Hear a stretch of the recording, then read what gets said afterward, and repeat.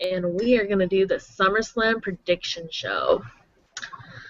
Now this card, it seems like there's not going to be a match added unless it's going to be last minute. I just watched seeing SmackDown spoilers. No new matches were added, so there's just 8 matches, which is a very decent card if I do say so myself. Unless they're just going to throw in a jobber match somewhere, just so, between 2 matches, to calm people down. But other than that, this is the full card. Probably, if they do that, it's going to be between the Roman Reigns versus Randy Orton and the John Cena versus Brock Lesnar. But, yeah, this is the full card. And the first match, now this is going to be in no order. This is just what I see. I just pulled up all the matches on the card. This is going to be in no order, but the first match is Rusev versus Jack Swagger, the flag match. Now, as you all know, Jack Swagger just started getting a nice, I think, a decent push, and they recently turned him face for this feud, since Rusev obviously is heel, and he's undefeated streak right now. And they faced at what was it? Battleground was the last one. Yeah, Battleground. Faced at Battleground, but it was a count-out match, and obviously Rusev won because he hit Jack Swagger into the steel steps. So they never really had like a real winner. No one really got a pinfall or anything. So obviously their feud continued into this match at SummerSlam, and now this match is a flag match. And like I said, we've all seen this coming. We all knew that this was going to be, they were going to have some kind of sort of flag match in their feud, because obviously one is from Russia and one is from obviously the United States. And like I said, they have a good promos back and forth with Zed and Lana, both very good managers. And I think this feud really turned out very good. If this is their last match at SummerSlam, I think this feud is really good. It's decent. It's good for Jack Swagger to get his push and to get his face character finally out there. I feel like they should have one more match. I think Jack Swagger should win this one so they can have one more match, so it can be a tiebreaker kind of thing. But if what they said was true, if Rusev is supposed to be facing for the United States title against Sheamus later on, he's obviously probably not going to get to undefeated. He's probably still going to be undefeated. So I have a big feeling that this whole push for Jack Swagger is going to be for nothing, and they're not going to let him get a win over Rusev, which is pretty disappointing because I'm a big fan of Jack Swagger, and I think he really deserves this. This would be, I mean, he's a big guy. He's around the same size as Rusev, and he's a big guy. He would be, I think he's like the perfect person to beat the undefeated streak against Rusev. But like I said, they're probably going to have someone like John Cena or something like that. But I think this match can be pretty decent. I think the promos leading up to it against for Lana and Zeb, I think they have both done a very nice job.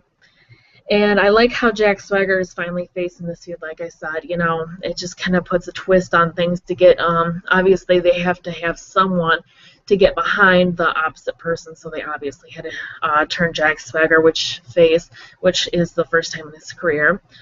But yeah, like I said, I think this match can be, I feel like it should be pretty good. I don't think it's going to be amazing. I wish it would have just been like a regular match kind of or something like that. They said they still don't know the rules of this match. Like, they don't think it's just going to be grab your flag and it's done. They think like it's still going to be, you still have to win for a pinfall or a submission, which makes no sense because this is what my website said. And I just don't think that makes any sense because it's just like, well, what's the point of having a flag match if you're just going to have a pinfall or submission?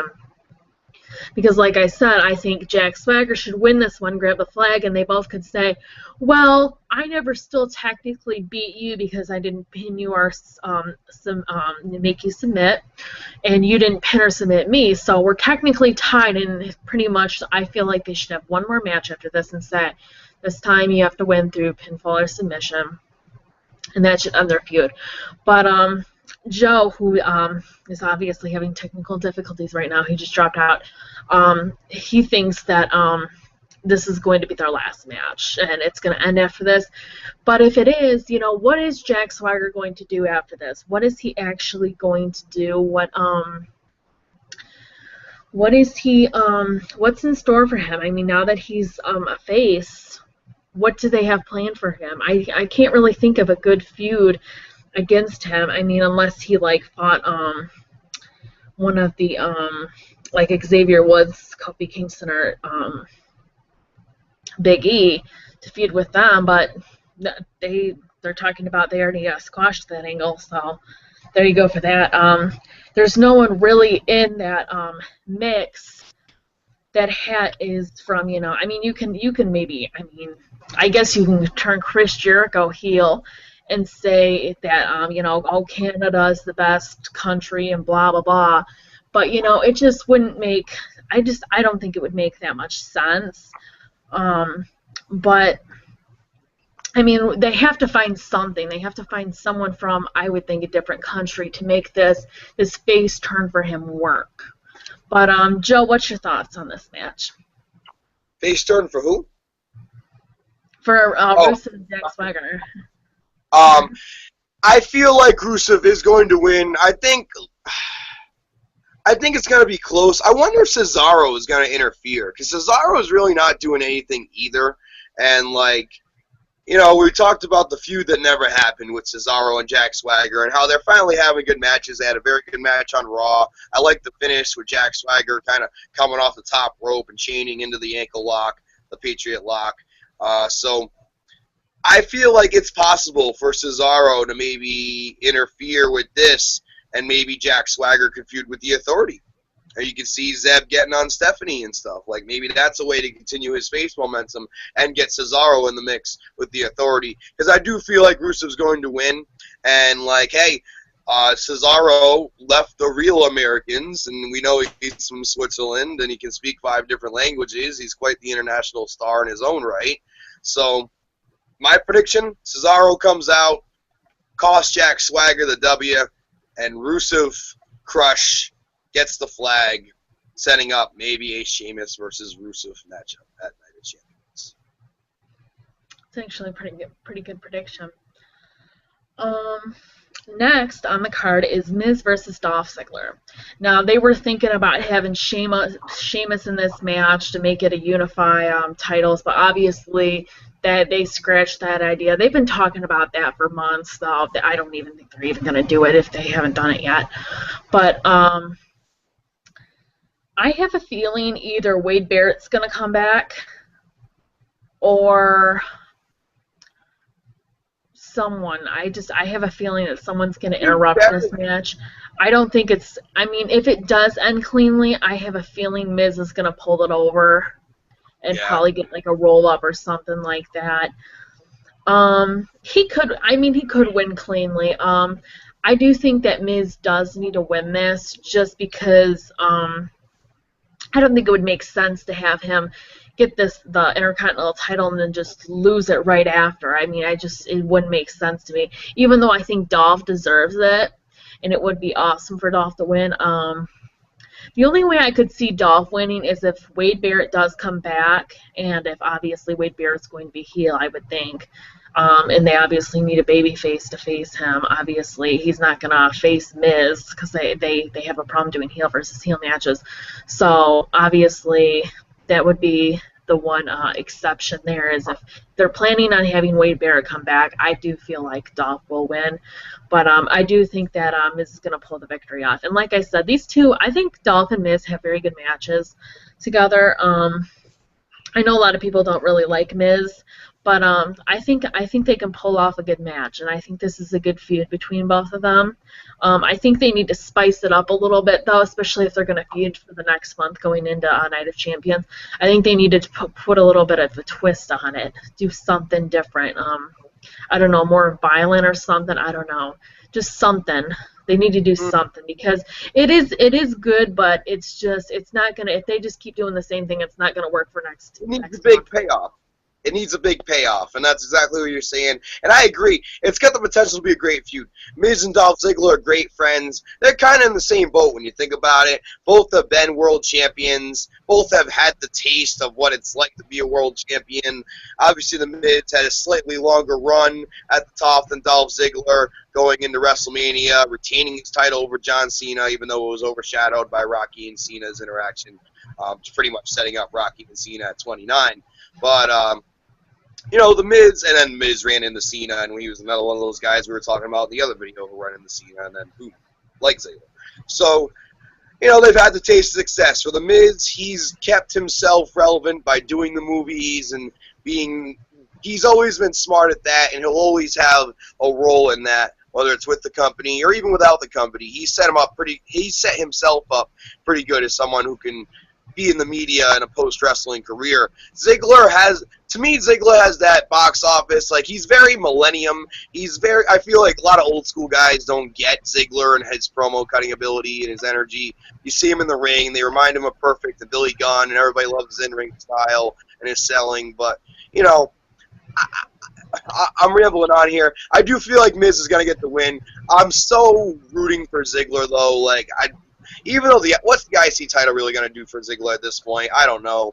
He's already held it before. He's been a U.S. champ, Money in the Bank champ, 2-time world champ, and pretty much but everything.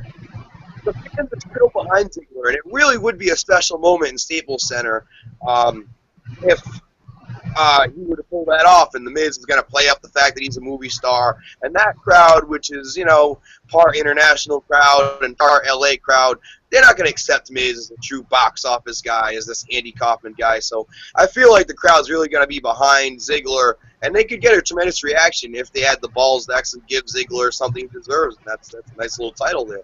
But I do think the Miz wins.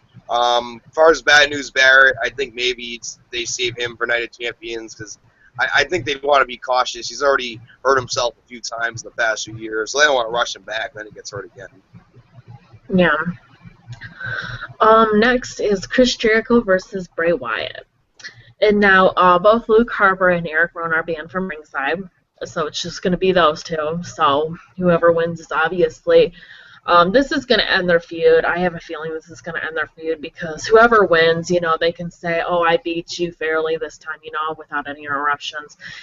I have a feeling that it's going to be over after this because there's really no point in having a third match. I mean, I guess there is for a tiebreaker is if Bray Wyatt wins. Chris Jericho can be like, oh, 1-1, we don't know who's better, but also, they're like I said, they're not going to have any interruptions unless, Joe, I think you talked about this. Someone talked to me about this. I can't remember if it was you or not. Someone said that unless the Wyatt family get new members, and someone comes out, debuts, whatever, and helps Bray Wyatt. I don't know who they would have to do this, though. No one's really up in the roster right now, except for the Ascension and Charlotte doing dark matches, unless they just have someone random from the back come out and help them. But like I said, I don't think there is going to be any distractions. There could be. It's a possibility, but it'll just make Bray Wyatt look weak, and I hope they just don't do that because he doesn't deserve that. I really hope he does get a clean victory, and I think he will. I do think that they are going to let him beat Chris Jericho tonight. I don't see Chris Jericho winning. I am going to be actually pretty shocked if they let Chris Jericho win again because, like I said, Chris Jericho is very open to putting over young talent, newer talent and everything. So I have a feeling that this is all on Bray Wyatt, and Bray Wyatt's going to win, and I think this is going to be the end of their feud. I mean, it could not be, but I don't know what else they could do unless they have some kind of stipulation match. It's technically they already have kind of a stipulation match. I mean, both of his guys, the Wyatt family, is banned from ringside. So, but like I said, I do definitely see Bray Wyatt picking up this win. Well, you talked about maybe new members for the Wyatts. I mean, we talked I think in the other show where maybe Kevin Steen could make his debut that way, but he just arrived in NXT. I Yeah. doubt they would do that. What I do see, however, is another possible swerve angle. Maybe the Wyatts cost Bray Wyatt, and that's where the turn happens, and that's where Bray Wyatt can turn face. And now I know for a fact that Jericho's last pay-per-view is going to be Night of Champions. He's already said that, like, after that, he's got another Fozzy tour. He said in a recent interview with a newspaper or somewhere online, I saw it, he kind of spoiled it, that will be his last match for a while. You know, obviously he'll be back, but you know how it goes at this point. But, one way they could do it is the Wyatts come out, screw Bray Wyatt, and then you have Bray Wyatt and Jericho versus Luke and Rowan. That's the way you could do it. Yeah, that is a possibility. It is. And look at the Wyatt brothers at this point. They've already feuded with the Usos. They're not going to win the titles. They've already had 3 shots at it. So 3 strikes and you're out as far as I'm concerned. I always tried to work in threes when it comes to booking scenarios. 3s or 5s, odd numbers. But I feel like, you know, with the Wyatts, what are they going to do now? They've been coming out with different music. Luke's been talking more, almost acting more like a leader. And then Bray comes out and almost cost himself Luke by friggin' interfering in the Luke Jericho match last week. So he essentially kind of made a bold statement, oh, I'm going to go at it alone. I don't need you at ringside. By doing that, so maybe Luke and Rowan take that harshly, and I think that's the scenario that could happen. If that doesn't happen, Wyatt wins. Wyatt wins. If that doesn't. Yeah, like they did say that they've been talking about it for a few months that they were going to break them up, and with the whole new music thing, we thought it was going to happen a lot sooner than later. But it is there's definitely many different heel turns and turns that they can just do at SummerSlam, and that's why I think this, you know, people can say it's a predictable, you know, pay-per-view, but it's really not. I mean, yeah, you can probably see who's going to win and stuff like that, but you don't know who's really going to turn heel. You don't really know. Who might come, like there might be some surprise returns, who the hell knows. But like I said, it's going to be interesting.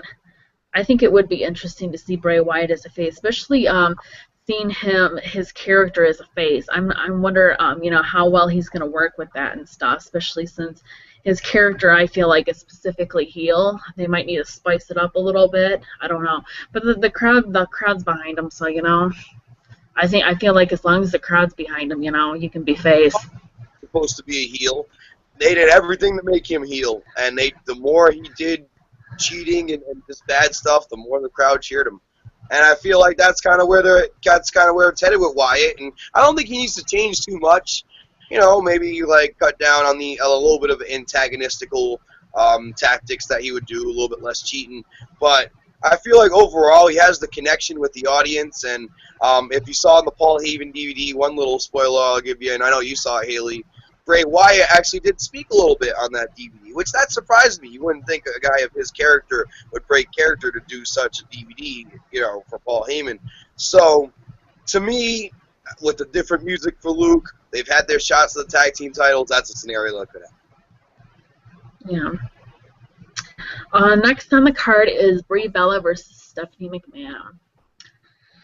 Now this is a match that I'm definitely excited for. One of my top matches. Definitely looking forward to this Sunday. Now people can say there's a lot of possibilities for this match, but this match is pretty predictable. This is one of the matches that I do see that's pretty predictable. Obviously, Stephanie's going to win. If she doesn't, I really don't know how she wouldn't win.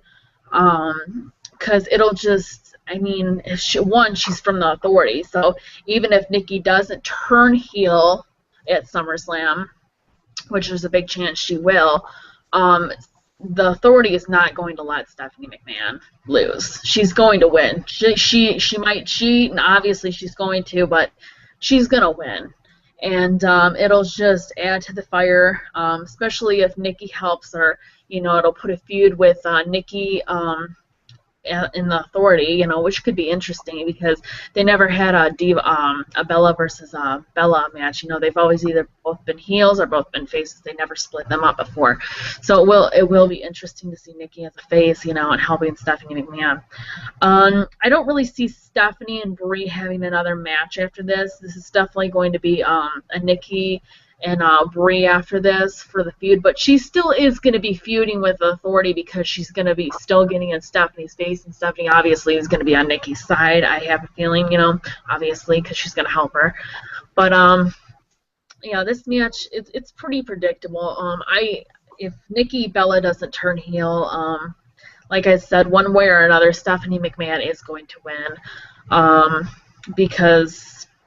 I mean, no one's gonna help Brie because obviously Daniel Bryan's not gonna be back, and Nikki Bella. They either are probably gonna play the threaten button either if he doesn't help her or something along that line. Do we really know for a fact that Daniel Bryan's not going to be there? As far as I'm concerned, his man card just got played on Raw. The way they did that Claire Lynch ripoff storyline, I think if he's not there, I'll be disappointed. And I think Brie Bella gets the W, and I don't think we get a Nikki heel turn. I think they're going to make us think it's going to happen and then swerve us. And look, they're sitting there. They're using their husband's moves. Triple H, Stephanie's using the pedigree. Brie Bella's using the yes lock. We've never seen Brie Bella ever use the yes lock before, and quite frankly, that was a pretty hideous version of the yes lock. Chris Benoit, where he's burning in hell, just turned over like a rotisserie chicken in his grave. Seeing the execution of the yes lock. So to me, they're subtly injecting their husbands in this feud. So to me, I feel like Daniel Bryan getting involved. Let's remember Steve Austin when he had the neck injury. Because the reason we saw the hijinks with the beer trucks and the Zamboni and all the outrageous stuff that Steve Austin did with Vince was to keep him busy on television because he was hotter than the other side of the sun, and he had just broken his neck wrestling Owen Hart, but he didn't want to lose his spot. And Daniel Bryan is almost in a similar situation, although he has been off TV for a while and certainly could be off TV. But, there's a way you could do it. Say the Authority's not going to clear him to wrestle. Say the Authority tried to rob his house. I heard they actually could maybe work that into the storyline, like that whole robbery, talk about the reality era. So, to me, I feel like Brie Bella is going to win. And I'm also not ruling out an appearance of Karma for some reason. I just have a feeling she might. They said the word Karma. I think Brie Bella said it in the promo the other day, and it had the internet talking kind of in what-if scenarios. And, hey, maybe we do see Karma, but I think we get D-Bry, and I think we get Brie Bella winning. I'm going out on a limb. I like to roll the dice. My alter ego is Joey Dice Healy, and the one thing you'll find out about, I like to roll the dice. Well, like I said, I think anything can happen really at SummerSlam, Next is Roman Reigns versus Randy Orton. This is probably going to be probably their second best match of the night. Yes. This match is, they definitely got a great feud going. They both look, like I said, very strong right now. They're both very talented in the ring. Even though I don't like Roman Reigns, I do think he has definitely a big, bright future. And he's just going to keep getting stronger and better, and the fans are just going to keep getting more behind him. And that is why I'm going with Roman Reigns winning this match. I don't see Randy winning this match on a couple of different reasons. One, because they are obviously pushing Roman Reigns right now. And so obviously, if they're going to be pushing him, they have to let him, keep continuously winning big matches. And also, this could be a great kind of turn for the Authority, thinking that Randy Orton's going to definitely take out Roman Reigns, and he's not going to.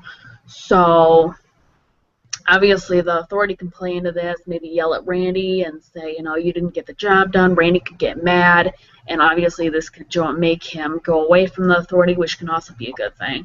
And then Triple H obviously is going to lead into Triple H facing Roman Reigns at Night of Champions, because he's going to probably say, you know what, no one else could take care of it, I'll take care of it. because if I can't take care of it, no one can. Pretty much, he's probably going to say. And obviously, this is going to be a very good match, very physical match. I kind of wish they would have had a special stipulation for this match, but you know, I don't really think it needs it though, especially since they're both kind of physical, and they're both they're both of their just rainy promos in the past few weeks have just been great, and they might do his little special something when he fights Triple H, but for Roman and Randy, I think this is just going to be a really good, just physical match, and I do, like I said, feel that Roman Reigns is going to pick up the victory. I think we have our first agreement on this show. Yeah, Roman's gonna win strong. I think the biggest question is Randy gonna pull some political bullshit in there and like break character and try to do what he did to Kofi Kingston back in 2009? And Roman Reigns is a big, mean dude, young dude, strong dude, and can legitimately make that Superman punch awfully stiff with Randy Orton next time. So I look forward to seeing Roman Reigns winning, and obviously Roman Reigns, he shouldn't be losing many matches on his path going forward, so whether it's WrestleMania or whatever the big payday is, he should have the momentum. Not to say that he can't lose for the furtherment of a storyline, but he shouldn't lose a match like this. Put it that way. AJ Lee versus Paige. This is a match that I really don't know. At first I was going to say Paige because she just had her heel turn and she's getting in AJ's head and AJ will be distracted.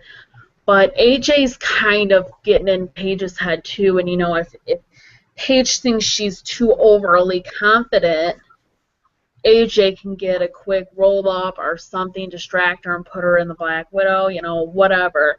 But, I think this match can go either way. I do see AJ losing very, very soon. If she does not lose at SummerSlam, I definitely see her losing at Night of Champions. This is her second reign, and since her first was so long, I highly doubt they're going to make her second one really long. I think this is going to be a short reign, and also Paige, like I said, is heel now, and I have the feeling that they're just gonna, they really want to, make her kind of the star right now of Diva, and I think she should. The only reason I think why they gave AJ the belt in the first place when she came back was to give a reason to turn AJ back face and to turn Paige heel. So they can feud that way, because obviously they thought about this and they're like, we could have Paige face and AJ heel, but more people obviously, even though I don't like her, more people obviously are behind AJ, and she's the baby face, and especially with Paige and her screaming, she's definitely the heel. She's got the heel look to her. So like I said, this can go either way. If I had to guess, I guess I still will go with Paige, but I definitely think that AJ could probably win too. So I guess I'll go with Paige if I have to pick. Yeah, I think certainly this one's kind of a toss-up. As you mentioned, they're probably not going to have back-to-back long title reigns, and the fans are connecting with AJ because she's been around.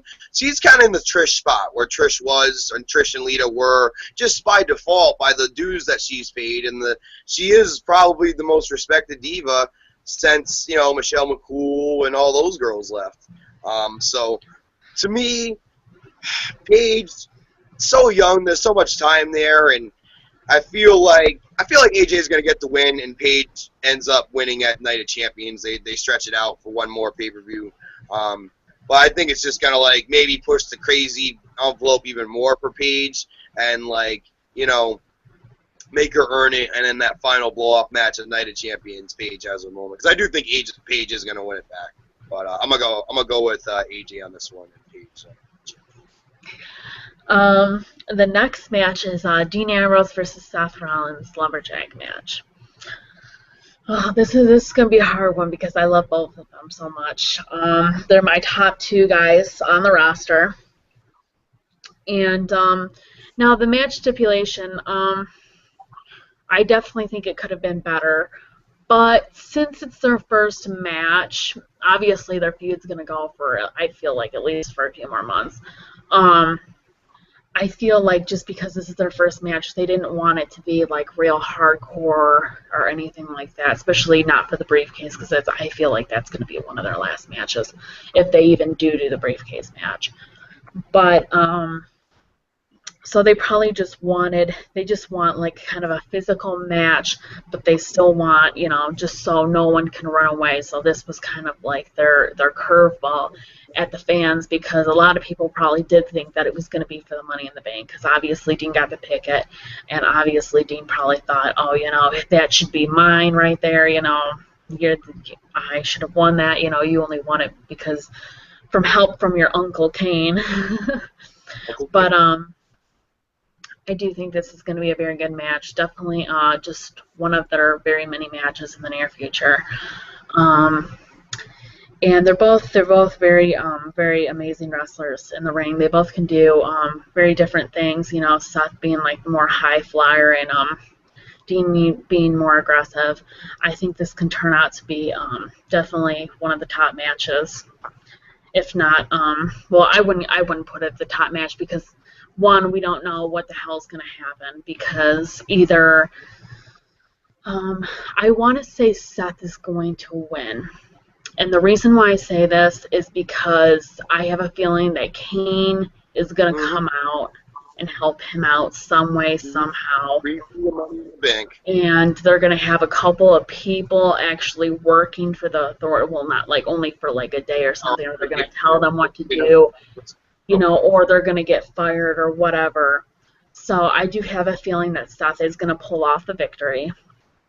And that's just going to add to the fuel, because Dean's going to be like, oh, you get another cheap victory. I do see this match happening. I don't see it getting canceled again. I'm going to be a little bit pissed off if it gets canceled again. Because it's like they're going to, like, what do they expect? They're just going to wait until, like, next year to do this match, or Night of Champions? Like, what, And it's just like they're eventually going to have to do this match. They can't just keep pulling it off, because, I mean, obviously, I think they're going to have a few matches, like I said. But I do see Seth winning, probably cheaply, obviously with Kane helping him, or Kane going off from the distraction, and Seth beating him with the blackout or roll up or whatever he wins with, and Seth getting away again. And obviously Seth saying, oh, I beat him, so we should be done. I'm better. I beat you twice now. But Dean's going to say, no, you had help both times. We're still having a match. So it's just going to add more to the feud, because if Dean wins, I mean, yeah, it's going to add more to the feud, but Dean, I feel like, is not going to want to, I don't know, he might still want to feud, but it's not really going to, it's going to make more sense if Seth wins, because Dean's going to still be aggravated, and he'll still want a piece of Seth. He'll be like, you got away again, and I'm not going to let you get away again. But yes, I am going to go with Seth.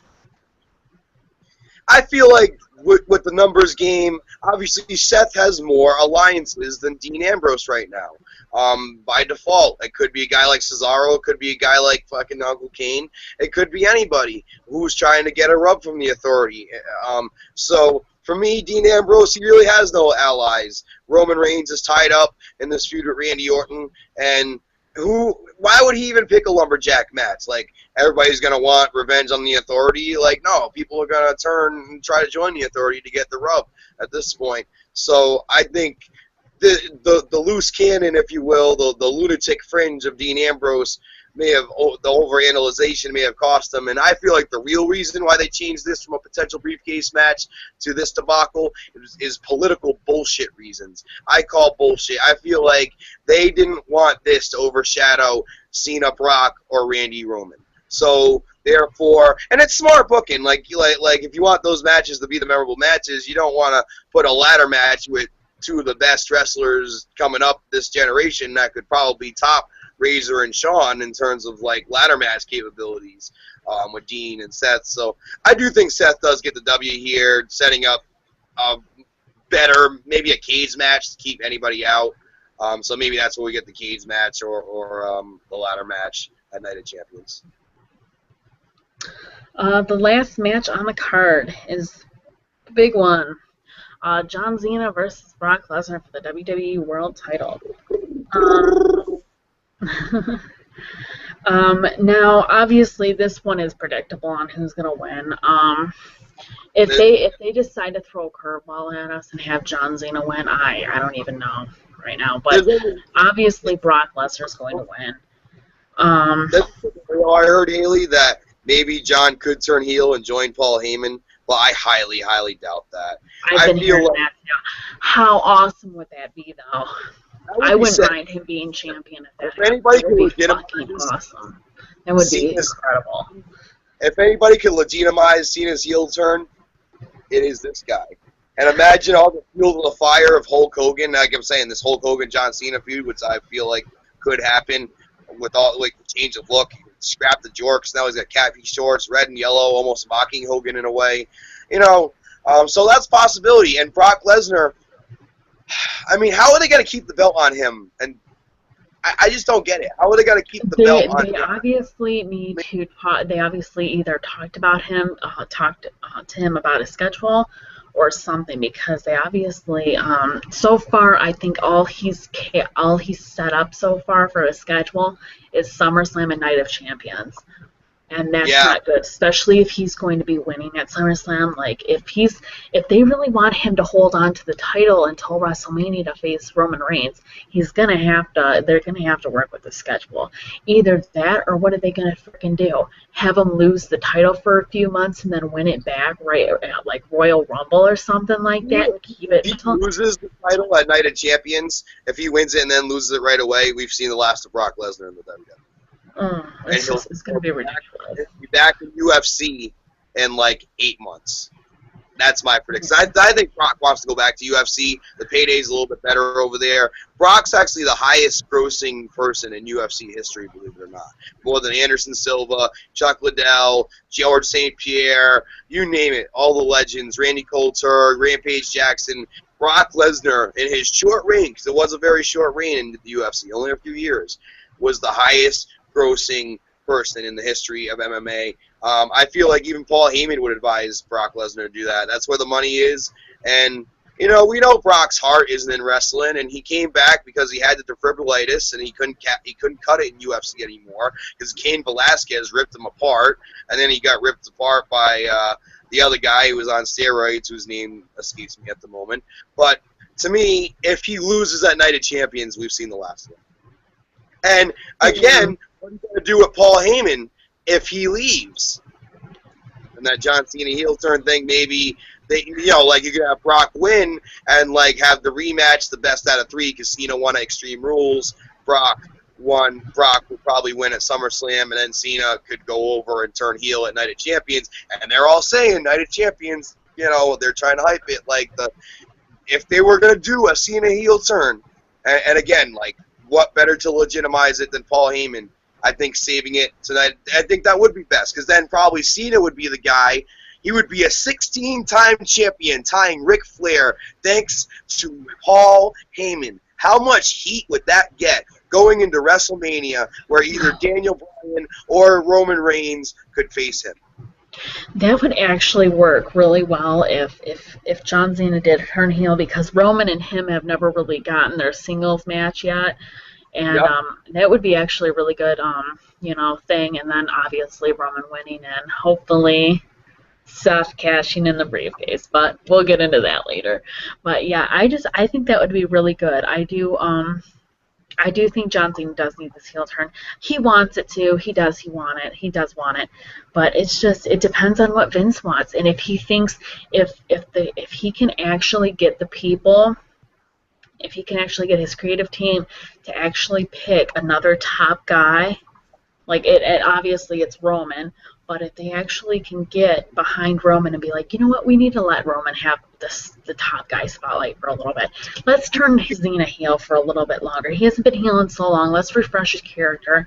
You know, I mean, if they if they turn John Cena heel, it's just gonna be so good. Like, Vince is gonna get like so much They need it. cheered and everything. Like he's gonna just everyone wants it. Even the people who like Cena, like me. I like Cena and I want him to be heel. So and people who hate Cena right now, if he turns heel, he's like probably a whole bunch of people are gonna start liking him again. You know, and it's so good. And to me, again, doing it with Paul Heyman would make the perfect sense. Because again, if Brock's leaving, Paul Heyman's clearly staying.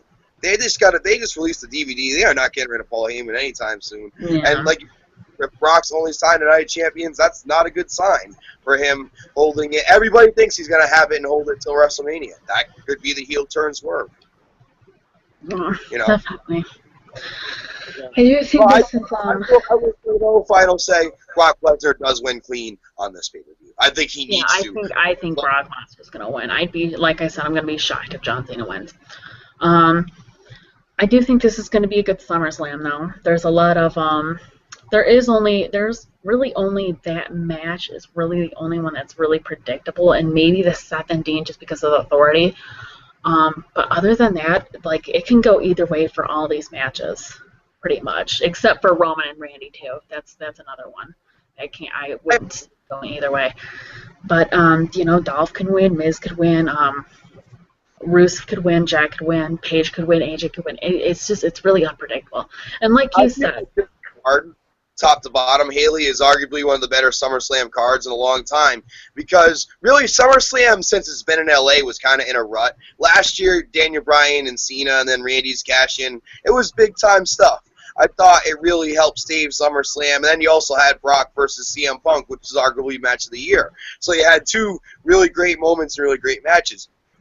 Last year's SummerSlam or the year before, I thought Hunter and Brock were kind of disappointing. I did not think Hunter had good chemistry with Brock Lesnar, and I thought they just worked awkward and stiff together, and it was almost similar to seeing Undertaker work Brock. Yeah, I mean, it just didn't mesh. So, where Cena actually does mesh with Brock, they do have a chemistry. Many people don't remember they came up in OVW together with Batista, with Shelton Benjamin, with Randy Orton. That whole class of people all came up together. And, you know, obviously Cena and Brock, for all the shit that they talk, they have a great chemistry in that ring. But yeah, Brock wins. yeah. And Brock, by the way, is undefeated at SummerSlam. I go as far as saying Brock is Mr. SummerSlam. Brock has defeated The Rock at his first ever SummerSlam to win the Undisputed Championship. I believe he beat The Undertaker at SummerSlam the year following, if I'm not mistaken, or it could have been Kurt Angle or Big Show, but I believe he won that following SummerSlam. And then he beat Triple H at SummerSlam. He beat CM Punk last year, so he beat 4 future Hall of Famers at SummerSlam, and he's going for 5. Yeah, definitely. This match or this SummerSlam card is definitely going to be very good. I hope I can watch it downstairs. But I'm probably going to have to watch it on my computer because obviously of the flooding. But we will try and do, actually we will. I'll make sure of it. I'll do it one way or another. We are going to do the SummerSlam review right after the pay-per-view, guys. So look forward to that. And make sure you, like I said, check out Joe's channel and subscribe to us. Follow us on Twitter and join our Facebook group, and I will put all the links in the description. Joe, do you have any closing statements? Hit that subscribe button, or I'm going to hit you with a big double arm DDT. Keep it real or keep it moving. Haley, awesome show. SummerSlam. Watch it. See you later, guys.